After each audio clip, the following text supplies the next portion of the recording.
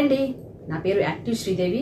నేను ఒక టాపిక్ పెట్టి దానికి సంబంధించి మోటివేషన్గా నేను ఒక 15 నిమిషాలు, హాఫ్ అన్ అవర్, లైవ్ అయితే హాఫ్ అన్ అవర్, ఇలా వీడియో అయితే ఒక 15 మినిట్స్ లోపే ఉంటుంది.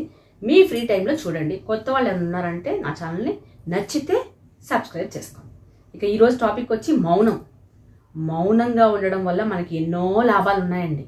కొన్ని సందర్భాల్లోనైనా మనం ఖచ్చితంగా మాట్లాడకుండా ఉండాలండి. అది మన వల్ల కాకపోవచ్చేమో, కొంతమంది వల్ల అయితే చాలా ఈజీగా అయిపోతుంది, కొంతమందికి అవ్వదు. నాకు కూడా నేను చిన్నప్పటి నుంచి ఎక్కువగా మాట్లాడుతూ ఉండేదాన్ని. ఈ మధ్య ఏజ్ పెరిగే కొద్దీ కొన్ని తెలుసుకుని మనం ఎక్కడ మౌనంగా ఉండాలి, ఎక్కడ మాట్లాడాలి అనేది నేను అలవాటు చేసుకున్నాను. అందుకే మీతో షేర్ చేస్తున్నా. 3 ముఖ్యమైన విషయాల్లో ఖచ్చితంగా మీరు మౌనంగా ఉంటూ అసలు మాట్లాడకుండా ఉన్నారు అంటే అక్కడ మీరు చాలా చాలా లాభాలు పొందుతారు. అవేంటో నేను చెప్పుకుంటూ వస్తాను. కొత్త వాళ్ళు ఎవరు ఉన్నారంటే సబ్స్క్రైబ్ చేద్దామండి. ఓకే, మౌనం అనేది చాలా గొప్పదండి. అంటే కొన్ని సందర్భాల్లోనైనా ఖచ్చితంగా మనం మౌనంగా ఉండాలి. అవేంటో నేను పాటించేదైతే, నాకు కోపం వచ్చినప్పుడు మౌనంగా ఉంటాను. అలాగే ఎదుటి వాళ్ళ దగ్గర మనం చులకన అయిపోతూ, అంటే మన మాటకి వాల్యూ లేని దగ్గర మౌనంగా ఉండాలి. అలాగే 3వది ముఖ్యమైనది, ఎదుటి వాళ్ళు మనకు ఉపయోగపడే విషయం కానీ, కొత్త విషయాలు కానీ ఏదైనా మనకు చెప్తున్నారు అన్నప్పుడు మౌనంగా వింటూ అర్థం చేసుకోవడానికి మనం అలవాటు చేసుకోవాలి. ఇక మౌనం గురించి ఎన్నో ఉన్నాయి, కానీ దానికి ఉన్న గొప్ప గుణం ఏంటో తెలుసా? ఎదుటి వాళ్ళని మనం ఏ రకంగా సాధించవచ్చు మౌనంతో. అది మీరు చేసి అలవాట్లో ఒక భాగంగా మీరు ఉండండి. మౌనం ఎంత గొప్పది అనేది మీకే తెలుస్తుంది. ఇది నేను కొంచెం అలవాటు చేసుకుంటున్నాను. నేను ఎక్కువగానే మాట్లాడతాను. అవసరమైన దగ్గర మాత్రం ఖచ్చితంగా మౌనంగా ఉండాలి. ఇక మౌనం గురించి నాకు తెలిసినవి నేను మీతో షేర్ చేశాను.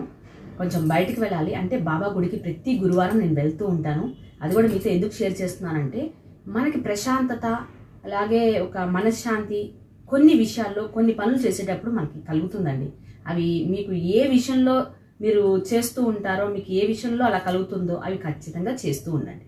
ఎందుకంటున్నానంటే, మనం ప్రశాంతంగా ఉందాం, మన ఇంటిని కూడా హ్యాపీగా ఉంచుకుందాం. ఇక మౌనం గురించి 3 విషయాలు నేను చెప్పినవి మాత్రం మర్చిపోకుండా మీరు పాటించి చూడండి. మీకే తేడా అనేది తెలుస్తుంది, ఎందుకు చెప్పాను అనేది. మన మౌనంకి ఎంత శక్తి ఉంది అనేది ఖచ్చితంగా మీరు తెలుసుకుంటారు. నేను తెలుసుకున్నాను కాబట్టి మీతో షేర్ చేస్తున్నా. 3 ముఖ్యమైన విషయాల్లో మాత్రం మర్చిపోతాను. ఇక నెక్స్ట్ వీక్ మరో టాపిక్తో మళ్ళీ కలుస్తా.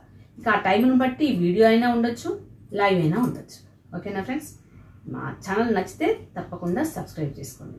ఫ్రీ టైంలో చూడండి. ఇంకొక చిన్న మాట అండి, మీరు ఈ వీడియో చూసినప్పుడు ఖచ్చితంగా మీ ఒపీనియన్గా కింద కామెంట్ ఇవ్వడం మాత్రం మర్చిపోవద్దండి. ఎవరు చూశారు అనేది నాకు తెలుస్తుంది, దానివల్ల నాకు కొంచెం హ్యాపీనెస్ వస్తుంది. తప్పకుండా చూస్తున్నారు నా వీడియో, ఫ్రీ టైంలోనైనా కొంచెం వీలు చూసుకునైనా చూస్తున్నారు అనేది నాకు ఒక తృప్తిని ఇస్తుంది. కాబట్టి ఏ సిస్టర్ అయినా సరే ఆ సిస్టర్ అనేది ఖచ్చితంగా చూశాక ఒక చిన్న కామెంట్ అయితే పెట్టండి. ఏమీ అనుకోవద్దబ్బా ఇలా అడిగానని. ఓకేనా? నెక్స్ట్ వీక్ మళ్ళీ కలుద్దాం. Thank you so much.